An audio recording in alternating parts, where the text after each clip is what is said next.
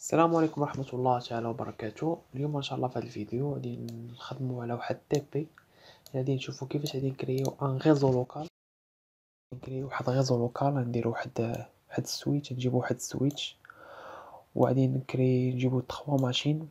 والاولى ماشين الاولى نديرو فيها ويندوز اكس بي، ماشين الثانيه نديرو فيها ويندوز 7، والماشين الثالثه نديرو فيها ويندوز 10. وغادي نجيبو واحد ويندوز سيرفر، نجيبو واحد لا ماشين اخرى ونانستاليو فيها ويندوز سيرفر 2012. غادي نديرو فيها لا كونفيغوراسيون دو باز. يعني شنو هي لا كونفيغوراسيون دو باز؟ يعني غادي نعطيوها لو نو ديالها، لادريس اي بي ديالها،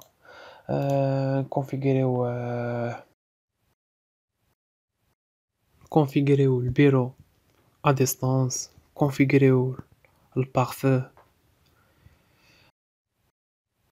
لا كونفيغوراسيون دو باز ديال السيرفر. ابخي غادي نانستاليو لي رول لا دي دي اس، دي ان اس، دي اتش سي بي. لا دي دي اس هو لاكتيف ديريكتوري دومين سيرفيسز، يعني لو رول ديال لاكتيف ديريكتوري، ومع دي اتش سي بي.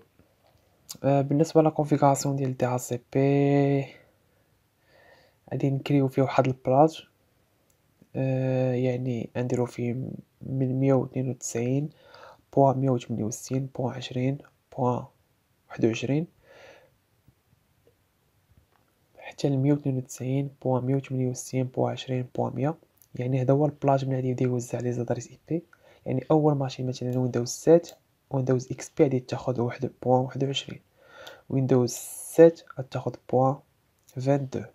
ويندوز 10 تاخذ 0.23، جبنا شي ماشين اخرى تاخذ 0.23. هادشي اللي كاين.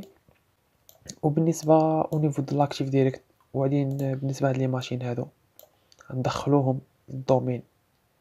بالنسبه لو نو ديال الدومين غنسميوه tp.com، وهاد لي ماشين ثلاثه غادي ندخلوهم لهاد الدومين tp.com. وغادي نشوفوا كيفاش يمكن لينا غادي نكريو دي زوتيليزاتور ودي جروب ودي زورغانيزاسيون يونيت. هادشي كامل غادي نشوفوه ان شاء الله في هاد الفيديو.